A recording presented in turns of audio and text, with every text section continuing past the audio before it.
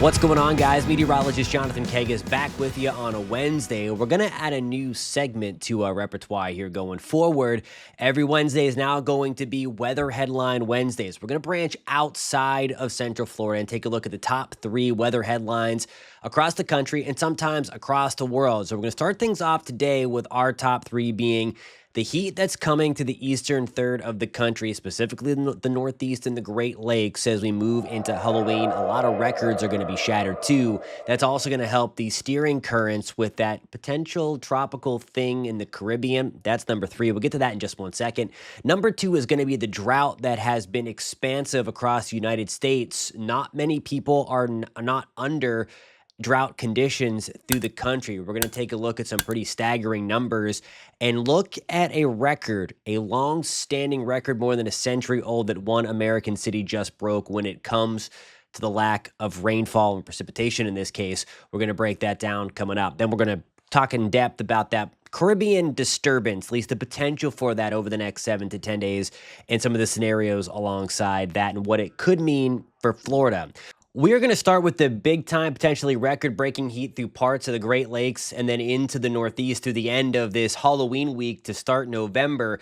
This is the temperature anomaly map, and I love showing this map because it really highlights the anomalies in the temperature department that are going on across the country. You see, we're on the warmer side in Florida. Nonetheless, it's the yellow color, meaning that we're just slightly above normal. The darker and redder, more purple the colors are, that is where we're going to have the bigger anomalies on the warm side. So at least for Wednesday, October 30th, we're going to be talking about the Great Lakes, upper Midwest, and then the bluer, more purple colors on the colder side.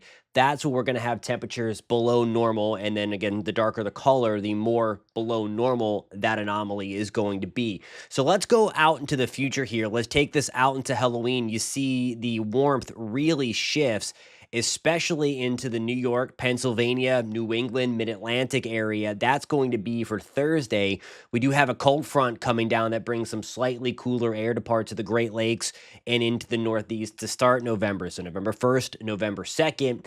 And then quickly, though, getting into the 3rd, getting into the 4th and Election Day, we have the big-time heat already beginning to build again into the upper Midwest, and then gently sliding over back into the north and east. So over the next couple of days, there's going to be some topsy-turviness in the weather, if you will. Then we have the blues showing back up again. We're likely going to have this dip in the jet stream out west that allows the warmth to surge back up into the nation's heartland and then allows that cooler air to plunge in along into the west of the Rockies in that department. So that is kind of the anomaly area where we would look to see, okay, what is causing all of this?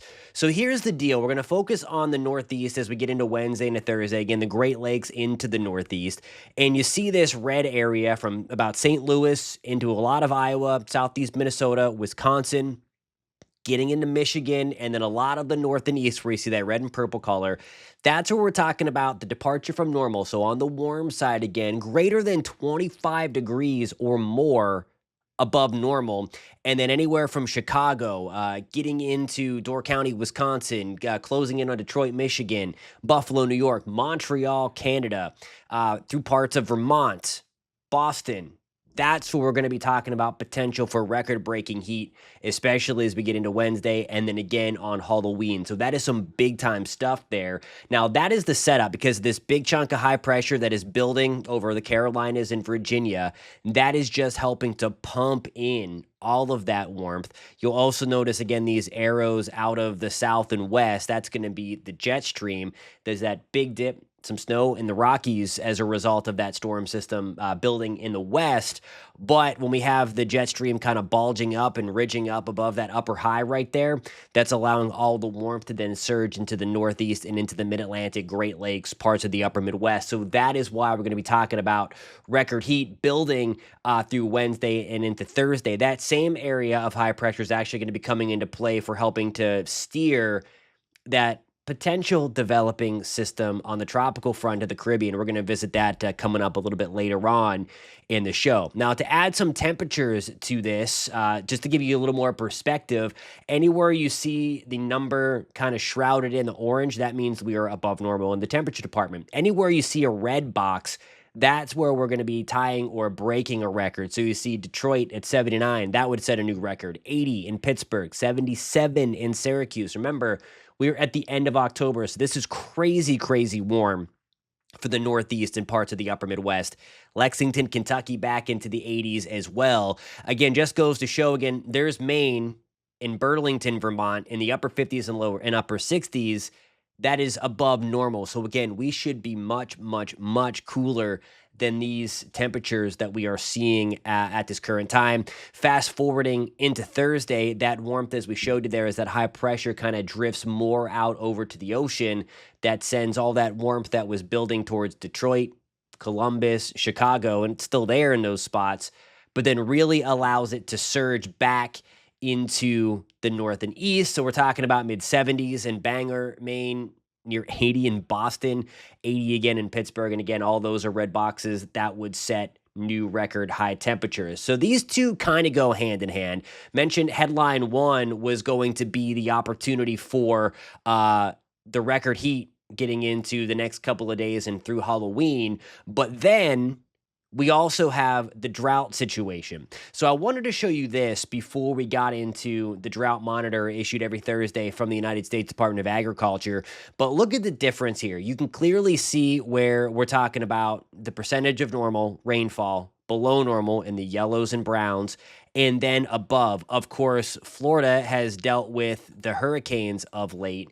And that is the main reason why we are talking about temperatures again being above normal in the Northeast. At least it's part of the reason, because the ground is on the drier side. You can clearly see from about Jacksonville into the parts of the Rockies.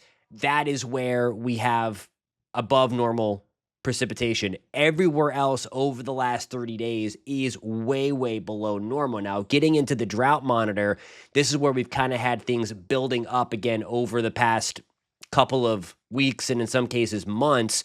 I don't even know if there's a state on here in the lower 48. I'm trying to look at that now.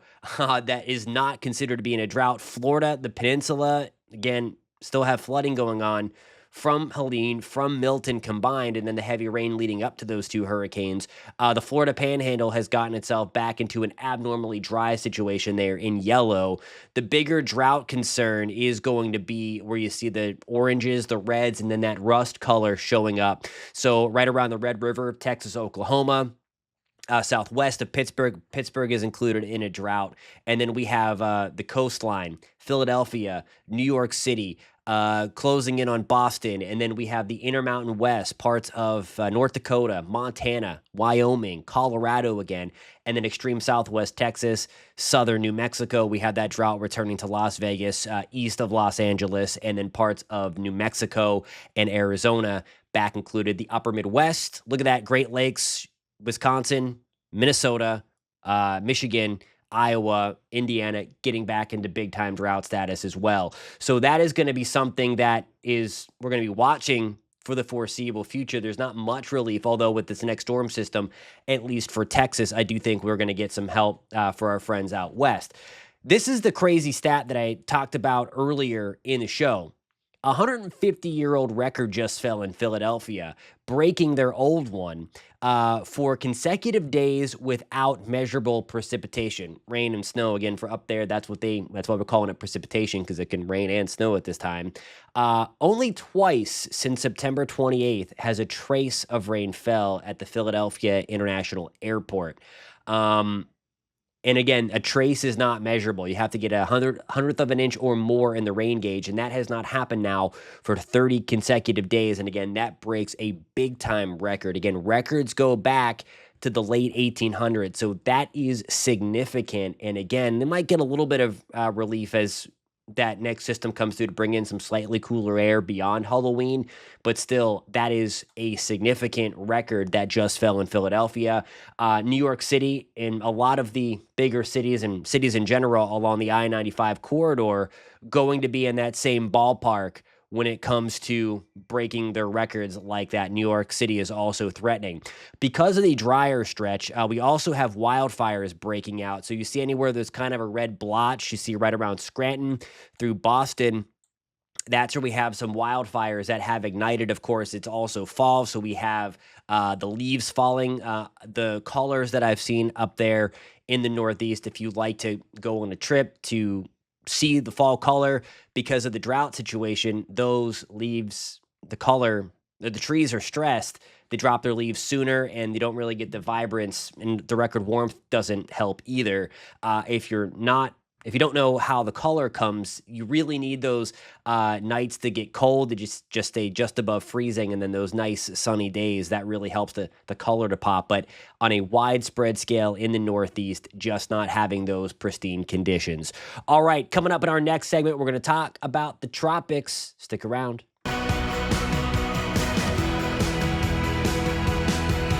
You guys know I like to be real with you, so I wanted to just show you what's kind of in our line of thinking in terms of the confidence when it comes to this. This is something that we've been talking about now, the potential for it. For the last 7 to 10 days, it's exhausting talking about it. I'm sure that it's exhausting on a watching and about hearing about it. It's something, okay, it's going to develop, but it's not there yet. I think we've been saying that now literally for the last 7 to 10 days. But the confidence is there, and it continues to grow that we are going to see a name storm in the Caribbean. Again, it's on the higher side of medium, and it probably is even higher than that, to be honest, but we're going to keep it at medium to high right now. It's the other two things that are in question. It's the storm track, it's the intensity. Climatology would favor a storm going east of Florida. Model guidance wants it to go to the west of Florida, getting into the Gulf of Mexico. That would be kind of weird. I'll show you some of the steering coming up in just 1 second. But before we get into that, I do want to go to my other weather computer to kind of show you why the forecast, at least for something to be brewing, is on the higher side. And you've heard me talk about this a lot when we get into our long range Monday segments on the show. We're talking about looking 2 weeks, 10 to 2 weeks or 3 weeks or months in advance. We can forecast at least an increase in thunderstorm activity and potential tropical activity with the Madden-Julian oscillation. It's that convective pulse that kind of goes around the Earth every 30 to 60 days, right around the equator. And when it moves into a basin initially, it enhances thunderstorm development. And then when it moves out, it suppresses. So that quiet stretch in August and parts of September, we were in the suppressed phase, and it really helped keep things nice and quiet. Now we're in an enhanced phase again after coming out of an enhanced phase that helped that flurry of activity in the Atlantic in parts of late September through the first part of October. Anyway, what we're looking at here, and let me bring out my telestrator again. This is the United States right over here. I'm going to change my color so that we kind of get that. I'm going to increase the thickness of my telestrator. So that's what we're going to be focused right in through here. The green represents rising motion. Again, before you even get a tropical system to develop, you need air to rise to create the thunderstorm activity. I'm going to go on a little tangent here. One of the reasons we think anyway that we did not have a flurry of tropical activity in the traditional peak of hurricane season was because the Atlantic was not there wasn't much instability through the Atlantic. The upper levels of the atmosphere were very, very warm. Now, as we are getting into fall or in fall, seasonally, we are cooling the upper levels of the atmosphere. Meanwhile, the water temperatures are still really, really warm. So when we do get thunderstorms to develop, they're going to be able to thrive a little bit more. There's more instability. Again, cooler air on top of warmer air. That's how you build instability. So anyway, this green color here represents where we have rising motion that is from the MJO. And this is through the first week of November. There's a whole lot of green there. So at the very least, we are expecting that anomaly to help to contribute to a lot of thunderstorm activity. And that's why you're also seeing models kind of spit stuff out up here, maybe right here, and then try to move in every which direction. And that's one of the reasons why the forecast confidence is going to be low, because there's going to be, in the track anyway, because there's going to be so many competing entities to be the dominant one. And without something being there, we just don't know which one of those are going to be dominant. Again, it's just like a It's just like a bunch of puppies kind of playing or something in a pen. Which one's gonna get the toy or the treat or whatever like that? You have a bunch of competing little centers there eventually. So that is through the first week of November, and I want to take that out. And we are still dealing with this through as we move in through the latter stages of October. So or November, I should say. So that's through November 12th. And then finally, as we get in, that's through November 19th, you see all that brown come back into the basin. So we may not, this potential system that does develop in the Caribbean or Southwest Atlantic may not be the last one. There may be a couple of extra ones left to go. Now, with those dips in the jet stream, it does favor these things going out to sea. However, the weather pattern really doesn't care about climatology if it's favorable for that. So I want to show you again, we talked about the heat in the Northeast, and then this is how it kind of relates. So you see that orange starting to build from Orlando to Atlanta, back up to New York. That's that area of high pressure in the upper levels of the atmosphere. As we take this a little bit further out in time, notice that clockwise flow again. So if something were to develop, it's going to have the tendency to try to stay east. And again, in this particular model run, you see two kind of disturbances, that little donut hole south of Haiti and the Dominican Republic, and then one north. And again, I don't want you to pay attention to the actual spots here because these are going to change. I'm showing it to you for the bigger picture. And this little clockwise motion here through the deep south, that is going to help to try to keep it, unfortunately, close to land. Now, the thing of it is, see this color out here from LA to San Francisco? That's a dip in the jet stream. And that normally is the thing that sends it east. But if a system threads the needle and misses one cold front or one dip in the jet stream and then finds the ridge like it does out here, then it would have the opportunity to get into the Gulf of Mexico, which again becomes increasingly less likely through November. Nonetheless, not impossible. It has happened before, and that's, of course, why we watch. Now, there's a lot of warmth still. There's a lot of heat content, as we call it, in the Gulf of Mexico, southern Gulf of Mexico, and then into the Caribbean specifically. All of that red, there's the scale up top. That's that high to extreme ocean heat content. That means it's not only warm along the surface, upper 80s, but it's also deeply warm. Those are the things that we're going to continue to keep an eye on. You will see some big time improvements though, because we've have had a couple of cold fronts come through the deep south already, come past the Florida Peninsula, and it has cooled. So that would certainly tend to help things out as well. But the big time warmth, plenty of fuel to get things going. And again, that's why we're going to keep an eye on this, likely through the first week of November, and then maybe some other things to the middle of November before we, I think anyway, can hopefully close the book on an extremely, unfortunately, impactful hurricane season. Alrighty, so there are the top weather headlines of the week across the country. Again, the drought in the Northeast, you know about that crazy record that's been broken in Philadelphia. And then we're talking about the big time heat, that warmth or that system responsible for the warmth also going to be helping to steer that potential tropical thing that could be working its way in the Western Caribbean. So the weather's always connected. That's why I do like to branch out of Central Florida to show you guys what's going on. There's always a background going on, and then that helps to play for when we talk long range in our long range Monday segments. Thank you guys a ton for being here. Stick around. Breakfast with Bridget is coming up next. Tune in to News 6 Plus tomorrow at 7 o'clock. We're back here right at that same time. And again, you can watch it following the following day, later on into the afternoon on Just Weather YouTube channel and on clickorlando.com. Thanks so much, guys. We'll see you soon.